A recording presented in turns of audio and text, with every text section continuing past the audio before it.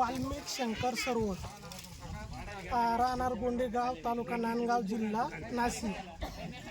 मी माझे मित्रांचे जाधव कृषी बंधू यांच्या दुकानातून कॅप्सूलची एक पॅकेट खरेदी केलं आणि इतर 2 प्रसिद्ध कंपनीचे 2 पाकिटे खरेदी केली. परंतु मला म्हणजे उगवत्या वेळेसच दोन्हीचा ह्याच्यात थोडा जास्त फरक वाटला. उगवणी जी उगवण क्षमता आहे ती सुद्धा ही जास्त होती. नंतर मी आता कणीस वाळल्यानंतर तिन्हीचा तुलनात्मक अभ्यास करायचा विचार केला. तर थोडं मध्ये जाऊन मी एकाच सरीचे 5 कणस तिन्ही मक्कांचे मोडले. नंतर कॅप्सूलचं मला वाळल्यानंतरचं वजन 980 ग्रॅम भेटलं.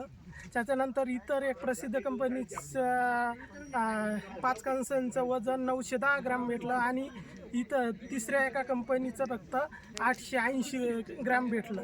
तर मला असं लक्षात आलं की इतर याच्यापेक्षा म्हणजे 5 कणसामध्येच याचं वजन कमीत कमी 70 ते 80 ग्रॅम इतर कंपन्यांपेक्षा वाढल्यामुळे माझा जो शेवटचं जे उत्पन्न आहे हे नक्कीच इतर कंपन्यांपेक्षा 4 ते 5 क्विंटल वाढवा निघण अशी मला खात्री झाली.